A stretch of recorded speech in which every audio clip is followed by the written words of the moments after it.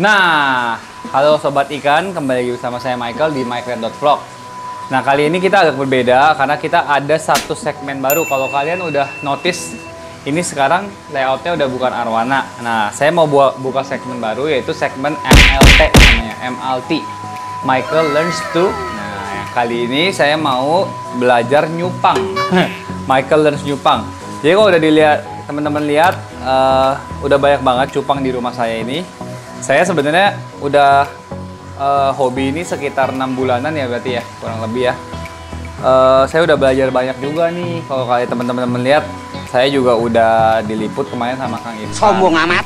Nah, di episode kali ini saya mau mengedukasi lagi kembali teman-teman yang kemarin nonton konten cupang. Nah, kali ini edukasinya saya mau gimana sih cara breeding ikan cupang supaya ada keturunannya. Nah, di sini sih udah ada beberapa yang ada keturunannya, nanti footage-nya kita ambil dikasih jelas. Nah, sebenarnya persiapan apa yang kita harus lakukan untuk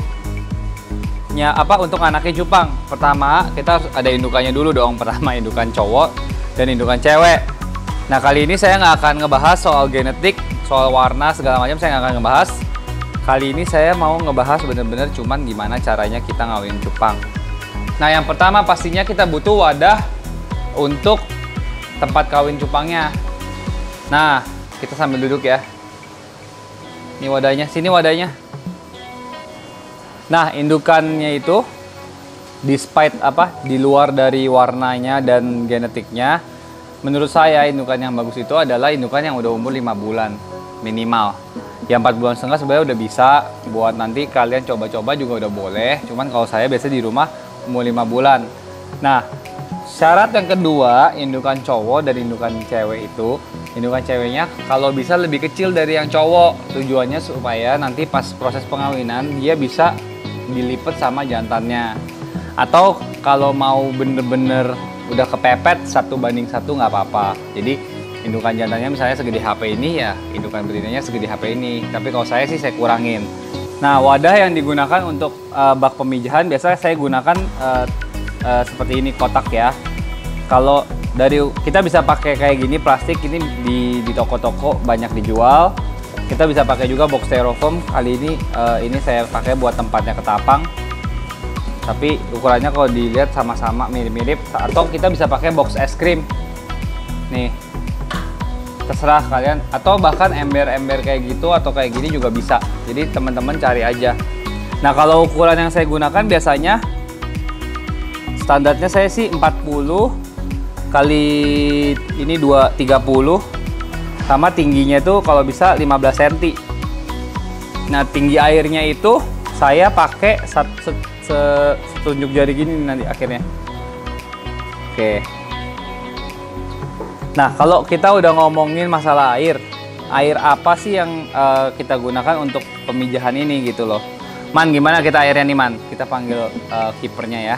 Jadi air itu harus diendapkan minimal 1 hari atau 2 hari kalau saya. Nah, air itu nanti kita akan kasih daun ketapang sampai konsistensi warnanya harusnya lebih coklat dari ini dikit ya, Man ya? Iya. Nah, setelah air ini udah coklat, nah dikasih garam sama obat biru biasanya. Nah, berapa banyak nih kalau kira-kira air segini nih ya? Iya.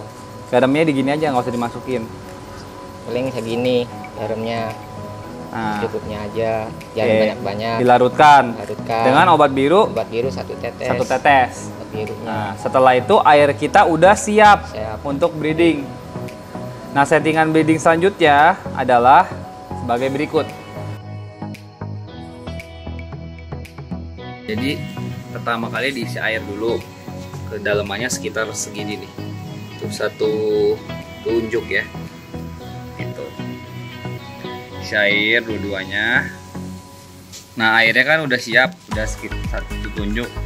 Kita kasih daun ketapang. Nah, kalau saya kasihnya sekitar segini nih. Masing-masing.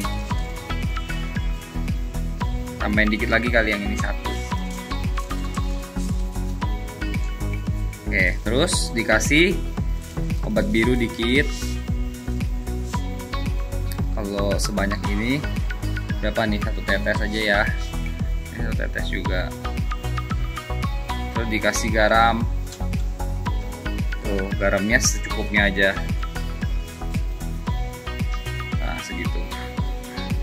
Jadi setengah sendok makan dibagi 2 aja masih kurang ya. Jadi segini. Kita diamin 1 hari ini biasanya. Nanti kita tunggu sampai hari berikutnya.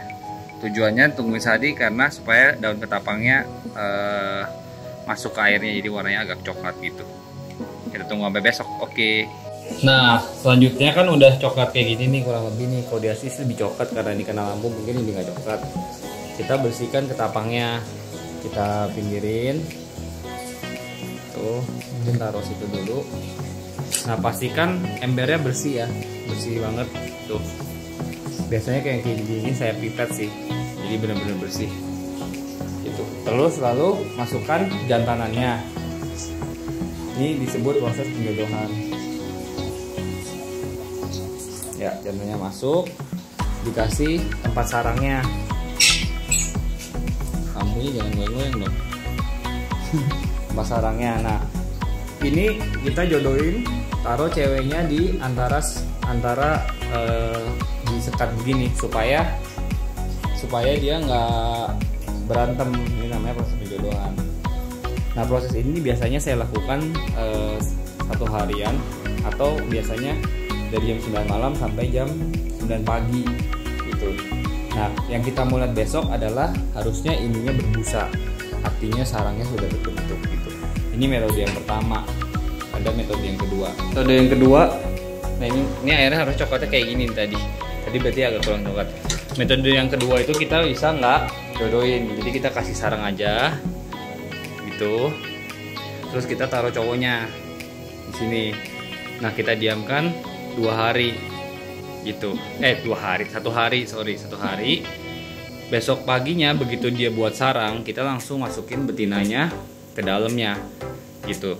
Nah, anggapan ini udah ada sarangnya ya. Nah, hari keduanya betinanya langsung dimasukin gini tanpa disekat. Ini bisa juga, cuman saya lebih suka pakai metode yang pertama tadi. Nah, sekarang udah hari kedua guys. Jadi kan kemarin malam kita ngejodohin. Nah, pagi-paginya nih, early in the morning, kita lihat apakah udah ada busanya atau belum nih. Nah, oh ya, saya lupa ngomong tadi. Pas lagi penjodohan ataupun pas lagi proses perkawinan, jangan lupa ininya ditutup rapat supaya nggak terganggu. Jadi kita lihat ya, kita pakai lampu ya pelan-pelan. Nah, ini kalau dilihat tuh busanya udah jadi semua nih. Lihat, ini sarangnya. Nanti telurnya akan ditaruh di dalam sini. Nah, kalau udah kayak gini, betinanya disatukan aja. Nah, proses perjodohannya sudah selesai. Begitu teman-teman. Nah, ini hari kedua.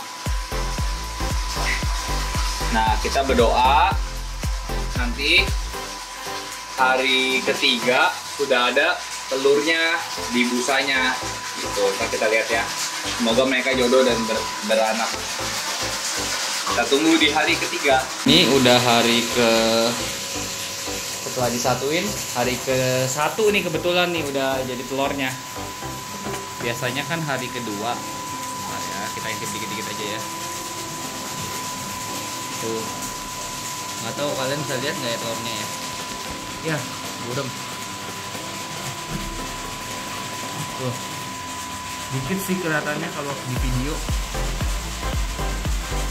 Nah, ini udah ada yang hari pertama udah kawin, hari kedua baru kawin. Nah, ini udah selesai kawin dan ceweknya udah kita pindahin. Tuh, telurnya udah bisa dilihat di sekitar sininya tuh, banyak sekali. Nah, kalau udah kayak gini tinggal kita nunggu menetas ya. Kondisi setelah 1-2 hari anakannya tuh bisa dilihat netas, itu kecil sekali, semua masih berada di busa tuh. Itu udah bisa berenang, ada yang belum bisa berenang, dan indukannya akan selalu ngejagain. Nah, tadi kan udah lihat footage-nya cara ngawinin, cara penjodohannya, dan akhirnya ada sarangnya dan bertelur. Nah, setelah menetas hari pertama itu biasanya saya diemin aja. Karena burayak itu masih pada nyebar-nyebar ya. Kadang ada yang di bawah, kadang ada yang belum bisa berenang. Nah, jadi hari pertama sampai hari ke-4 itu dari netes, itu saya diemin, nggak kasih makanan. Nah, dari waktu dia bertelur sampai di netes itu butuh waktu 2 hari gitu. Nah, pertanyaan selanjutnya gimana dong nanti kalau udah hari keempat butuh makanan apa? Nah, makanannya yang kita harus selalu sedia itu namanya Artemia dan kutu air. Kalau saya lebih nyaman pakai Artemia karena kalau di kutu air biasanya kalau nggak bagus bisa ada kutu jet. Nah, kalau umurnya masih terlalu kecil, biasanya burayaknya itu habis kena serangan kutu jet. Nah, cara bikinnya Artemia nanti kalian bisa cari YouTube-nya, ini saya bakal buat juga. Kalau dilihat ini yang Artemia saya lagi buat di situ tuh. Nah, nanti caranya gimana ada di tutorial berikutnya. Nah, oke. Nah, setelah hari keempat, kurang lebih burayak itu akan gedenya seperti ini nih, teman-teman. Nah, tuh kelihatan nggak?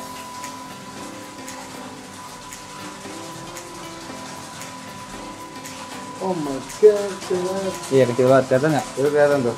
Lo tinggal. Iya. Bisa gue zoom in lagi. Zoomin aja coba.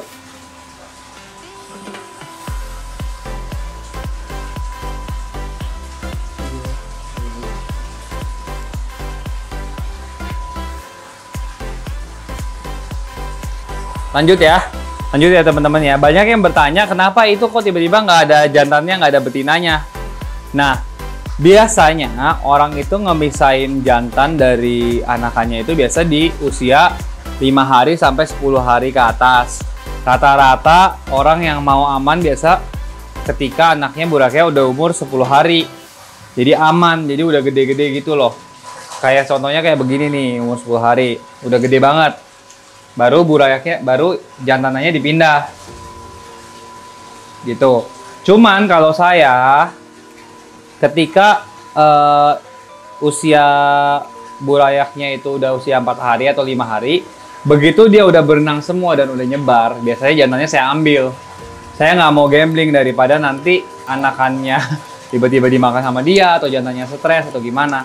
Jadi setelah hari kelima atau hari keempat saya ambil, langsung saya kasih makan si Artemia itu. Gitu deh cara breedingnya. Nah, kalau misalnya ini contoh burayak yang udah usianya 4 hari ya. Masih dijaga sama jantanannya nih, kalau dilihat nih. Ini kita harus hati-hati banget nih tuh. Anaknya udah pada nyebar, udah pada di atas tuh. Noh. Cuman daripada jantannya ini nanti stres atau gimana makan anaknya, kita mau pisahin. Nah, kalau saya biasa pisahin pakai tangan gini nih. Karena kalau pakai jaring biasanya anaknya ikut. Dan ini kita harus hati-hati banget, jangan sampai membuat terlalu banyak keributan atau getaran ya, karena kan anakannya masih usia kecil. Biasanya, aduh jatuh. Biasanya belum pada kuat ininya. Tuh kayak gini saya memakan korban satu tuh. Nah, biasanya sih saya kalau lebih nggak terburu-buru, waktu nggak di syuting sih biasanya hampir 0. Nah, jadi posisinya sekarang anakannya udah bisa berdiri mandiri tanpa bapak mak, karena semuanya udah pada berenang gitu, jadi kita nggak usah takut gitu. Nanti ini posisinya kita kasih makan Artemia. Hal yang paling penting kalau udah umur 4 hari seperti ini, biasanya saya sipon, tapi nggak pakai ini, nggak pakai selang karena kan bahaya banget. Saya pakai pipet kecil, di mana ya, ada nggak ya? Kotoran-kotoran yang membandel itu biasa saya ambil pakai ini nih. Nah, jadi biasanya saya senterin. Terus misalnya lihat nih ada lumut kan, atau ada yang kotor-kotor ini, saya mulai bersihkan gitu untuk menjaga kualitas airnya. Tapi pelan-pelan banget ya teman-teman, soalnya kan masih benar-benar kecil tuh lihat kotorannya. Nah, nanti kalau misalnya habis disifon seperti ini, kita nambahin air juga dikit-dikit pakai ini. Misalnya contohnya kayak gini nih. Ini air yang udah diendapin kan, saya ambil, saya masukin dikit-dikit di sampingnya gitu. Saya alirin. Memang agak lama sih, tapi ya daripada ikannya mati kan lebih baik begini gitu. Nah, pada saat ngasih makan Artemia di hari keempat juga, kalau di Seto Beta saya nggak tahu di tempat lain ya. Kalau di sini kita tambahin air dikit-dikit ya. Jadi setelah kasih Artemia biasanya kita sifonin sekitar 1 gelas seperti ini. Lalu kita tambahin air lagi sekitar 1 gelas kayak gitu. Nah, kurang lebih kayak gitulah cara breeding ikan cupang ini. Semoga teman-teman berhasil dan bisa dapat keturunan yang banyak kayak gini nih. Nah, contohnya juga ikan yang udah umur 2 bulanan ya seperti inilah, 1 bulanan lebih. Jadi nanti lama-lama udah mutasi. Ini yang FYCP. Gitu. Oke, episode kali ini gitu dulu ya teman-teman. Kalau nanti teman-teman ada pertanyaan atau ada masukan atau Bang Mike caranya nggak bener salah, tolong komen di bawah ya. Kita saling diskusi, namanya juga MLT. Kita sama-sama belajar. Sampai jumpa di episode berikutnya.